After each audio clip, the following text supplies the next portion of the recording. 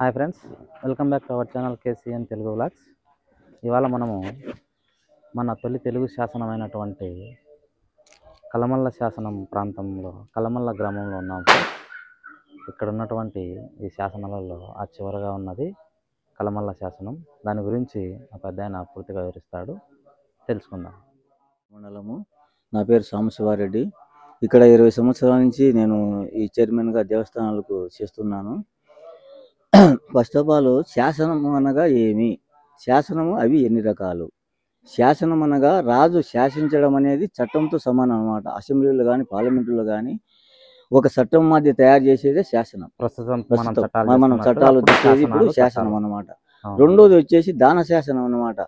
ఎవరైనా చెరువులు కానీ దేవస్థానాలు కానీ మండపాలు కానీ కట్టినట్టయితే వాళ్ళ పేర్లు నమోదు చేసి దాంట్లో లిఖించబడతాయి. అలాగే ఇది క్రీశకము 575లో రేనాడు చోళరాజులు, రేనాడు అనగా నల్లరేగడి భూమి ఎంత విస్తరణ ఉందో ఆ ధనుంజయ మహారాజు, రేనాడు చోళరాజుల్లో ఒక ధనుంజయ మహారాజు పరిపాలించేవాడు. ఆ క్రీశకం 575లో వేయించిన శాసనం ఇది, తొలి తెలుగు శాసనం. దీంట్లో ఏమని ఉంటే, ఇక్కడ భూదానం ఇచ్చినట్టుగా ఎరుకలు ముత్తురా సాయంతో చిరంబూరులో ఉండే మహారాజుకు తెలియపరిచినాడు. దానం ఇచ్చినాడు. ఇక్కడ నేను ఈ భూభాగం ఇంత ఇస్తున్నాను, దీన్ని సంరక్షించండి అని వాళ్ళకు తెలియపరిచినాడు అనమాట. ఇది శాసనం పాడు చేసిన వారికి మహాపాతకం చుట్టుకుంటారని దీంట్లో సారాంశం కింది భాగంలో రాసినారు. రెండోది వచ్చేసి 1489 సంవత్సరంలో సదాశివదేవరాయలు కింద ఉంది అనమాట. ఇది వచ్చినప్పుడు ఏం చేశారంటే, అప్పుడు రాజు పరివారం అంతా వచ్చేసి ఇక్కడ పూజలు జరిపి నిద్ర చేసి పోయేవాళ్ళు. వాళ్ళు ఏం చేసినాడు, స్వామివారికి ఉత్సవాలు జరపాలని కులానికి ఒక 5 ఇళ్ళు చొప్పున కేటాయించి ఇల్లు వేయించి శ్మశానానికి 5 ఎకరాలు భూదానం ఇచ్చి ఇక్కడ పోయి స్వామివారికి ఇక్కడ బావి ఉండేది, పూజలు జరిగేట్టుగా వాళ్ళు చేసుకుని వెళ్ళిపోయేవాళ్ళు. రెండవ శాసనంలో. మూడో శాసనంలో ఇది భరద్వాజ్ అని 24 కాళ్ళ మండపం కట్టినట్టుగా ఇటలీ వాళ్ళు ఇంత బుక్ తీసుకొని వచ్చి చెప్పినారు అనమాట. గ్రంథం. ఇది 24 కాళ్ళ మండపము భరద్వాజ్ అనే మహారాజు కట్టినట్టుగా ఇవాళ కొన్ని తెలుగు పదాలు చేసినారు. వచ్చేసి ఇక్కడ వచ్చేసి శ్రీకృష్ణదేవరాయలు పెదనపాడులో పెదన కవి పరిపాలించేవాడు. అక్కడ మల్లుదొరకులు కూడా మాన్యాలు ఇచ్చినారు. ఆయన కుమారుని పెళ్లికి వచ్చి స్వామి దర్శించుకొని ఈ ధ్వజస్తంభము చెరువులు ఇక్కడ ఏర్పాటు చేశారు. 2 చెరువులు కట్టించారు శ్రీకృష్ణదేవరాయలు. మూడవ శాసనంలో క్రీశకము వాళ్ళు ఏం 1509 నుంచి 29 వరకు పరిపాలించినాడు శ్రీకృష్ణదేవరాయలు. అదే దేశ భాషల కన్నా తెలుగు లెస్స అని. ఆ తెలుగు భాషలో ఉండే మాధుర్యము, తెలుగు భాషలో ఉండే నవరసాలు ఉన్నాయన్నమాట. అందుకే తెలుగు భాషను మనము మన మాతృభాషను మరవకూడదు.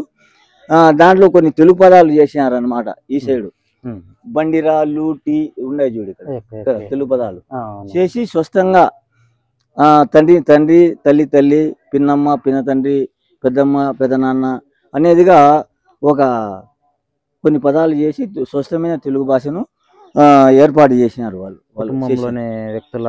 వ్యక్తుల పేర్లు వాళ్ళు సంబంధము క్లారిటీగా అన్నమాట.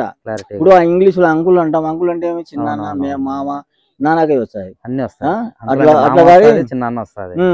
డాడీ అంటే మామ్ డాడీ అనేది పరభాషకు ఇప్పుడు లోన్ అవుతున్నారు.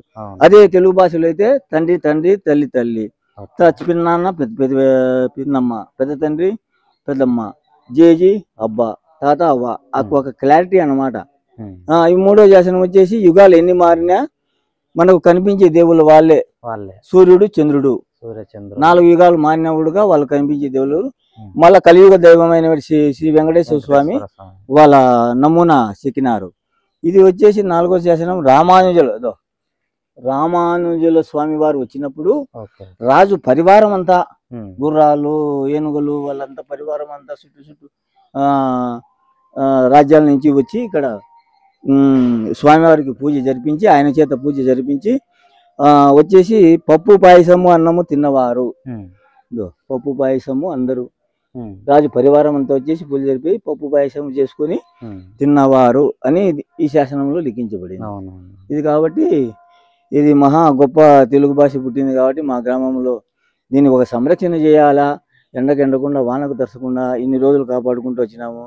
దీనిపైన కొంచెం శ్రద్ధ వహించాలి. శ్రద్ధ వహించి దీనికి ఒక మండపం మాదిరి బయట కట్టి ఒక బోర్డు వేసినామంటే కొత్త కొత్తగా ఒక పర్యాటక కేంద్రంగా ఇది ఏర్పడుతుంది. ఎట్లా గండికోట ఉంది, కన్యతీర్థం ఉంది, అట్లా ఒక పర్యాటక కేంద్రంగా ఏర్పడుతుందని మేము ఇక్కడే చింతకుంటలో పురాతన కాలంలో ఆది మానవులు నివసించిన గుహలు కనపడతాయి. గృహాలు ఇవన్నీ కూడా మన ప్రాంతానికి సమీపంలో ఉన్న ప్రాంతాలు. ఇది దీని గురించి పదే పదే TV9, NTV, ఈనాడు, సాక్షి పేపర్లకు వేసి వాళ్ళు వేసినంతసేపు వచ్చారు, చూస్తారు, పోతారు. దీని గురించి పట్టించుకోకుండా ఉన్నారు.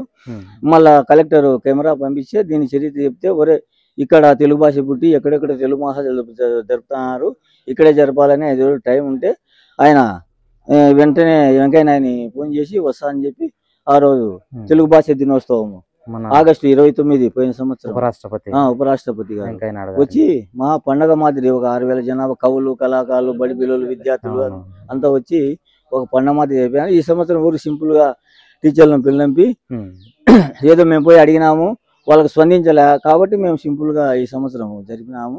2025లో ఈ శాసనాన్ని నాశనం చేస్తే మహాపాతకం చుట్టుకుంటుంది అని నాశనం చేసినారు ఫ్రెండ్స్.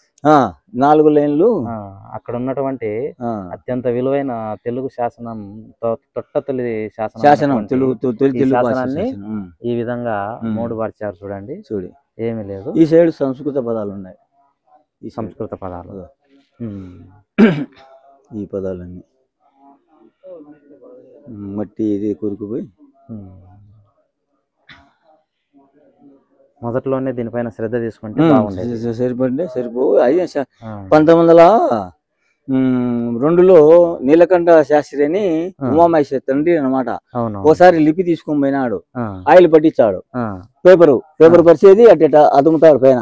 పొద్దుటూలు అక్షరాలన్నీ రివర్స్ పడతాయి. పొద్దుటూలో పెద్దది వాళ్ళది రూమ్ ఉంది, అద్దము పెద్దది మిద్దెత్తు ఉంది. తీసిపోయి ఇట్లా పెడితే మనం చదువుకోవడానికి వీలుగా ఉంటుంది. 1950లో ఉమామహేశ్వర శాస్త్రి ఆయన ఒకసారి లిపి తీసుకుపోయినాడు. ఇది తీసుకుపోతే ఏందో ఇది విచిత్రంగా ఉంది అని అడిగితే ఇది తెలుగుతో భాష పడి దీన్ని సంరక్షించాలి, సంపదతో సమానం, ఇది సంపదతో సమానము, దీనిని ఎటైనా రక్షించాలా, కాపాడాలంటే కొన్ని దేవాలయంలో పెట్టి, కొన్ని చెట్టు కింద పెట్టి, గుడ్డ కప్పి ఇట్లా తీసుకుంటా మళ్ళీ ఒంటే శ్రీనివాసులు, ఉమామహేశ్వర శాస్త్రి వాళ్ళు వచ్చి అంతా పరిశోధించి ఇది తెలుగు శాసనం ఇక్కడే ఉంది. దక్ష ప్రజాపతి దక్షుడు యజ్ఞం చేసినప్పుడు మహాశివుని ఆహ్వానించాడు అన్నమాట. అప్పుడు ఏం చేశాడంటే ఆ పార్వతి పుట్టింటి ఆశతో నేను పోతా అంటే మనం పిలిచలేదు మనం పోకూడదు, ఏదైనా మాటలు వచ్చి పల్లెటికంటే పోంటే ఆమె సరేని ఎట్లయినా పుట్టింటి ఆశతో పోతే అక్కడ ఎవరు పలకరించరు, ముందుగా చెప్పి పెట్టింటాడు ఆమె దక్షుడు. ఆమె వచ్చినప్పుడు ఎవరు పలకరించకూడదు అని ముందుగానే చెప్తే పలకరించారు అన్నమాట. అక్కడ యాగం చేసే ఋషులు, మహామునులు వాళ్ళను ప్రశ్నించుతుంది. శివుడు లేని యాగం అది ఒక యాగమా, ఎందుకు మీరు ఇట్లా చేస్తున్నారు ఈ విధంగా చెప్తే దక్షపతి నేను ఎవరు పిలిచినారు, నేను పిలిచిన పేరానికి ఇంటికి వచ్చినామని చెప్తే అట్లా ఎనికి పోలేక ఒక రాక దాంట్లో సజీవ దహనం అయితే అప్పుడు ఆ శివుడు కోపం వచ్చి తాండవం చేసి ఆ జడ తీసుకుని నాలుగేసిపోతే వీరభద్ర స్వామి పుట్టాడు, వీరభద్రుడు. అప్పుడు ఆయన తలను మా స్వామి ఇట్లా అవమానించినామని తల నరుకుతాడు. నరికితే ఆయన ఉత్తర ముఖం మళ్ళా వాళ్ళు ప్రాధాయపడతారు బతికించమని. ఉత్తర ముఖం ఏది తలకాయ పెట్టుకుంటే అది తీసుకురాబోంటే మేక పండుకుంటారు, దాన్ని తల తీసుకొచ్చి మళ్ళీ బ్రతికించుతారు అనమాట. ఇట్లా ఈ విగ్రహం ఎక్కడ లేదు.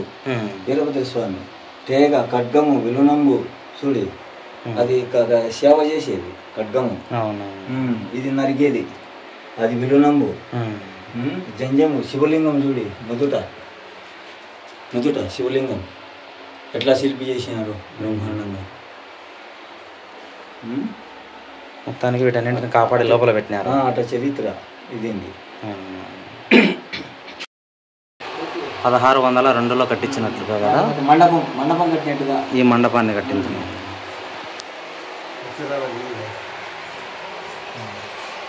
ఇది వచ్చేసి శ్రీశైలం లింగం, జ్యోతిర్లింగంతో సమానం అన్నమాట.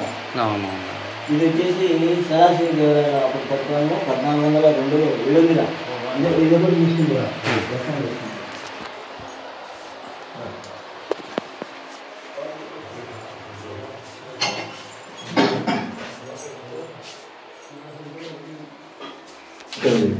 శ్రీ సిద్ధేశ్వర స్వామి స్వయంభూ 1402లో.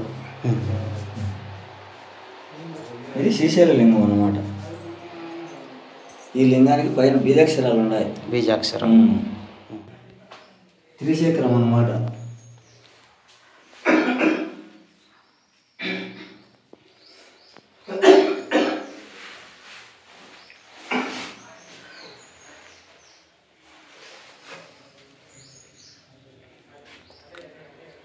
ఇవి ఉత్సవ విగ్రహాలు. శంకు, చక్రము, శంకు. శ్రీదేవి భూదేవి, స్వామి వెంకటేశ్వర స్వామి.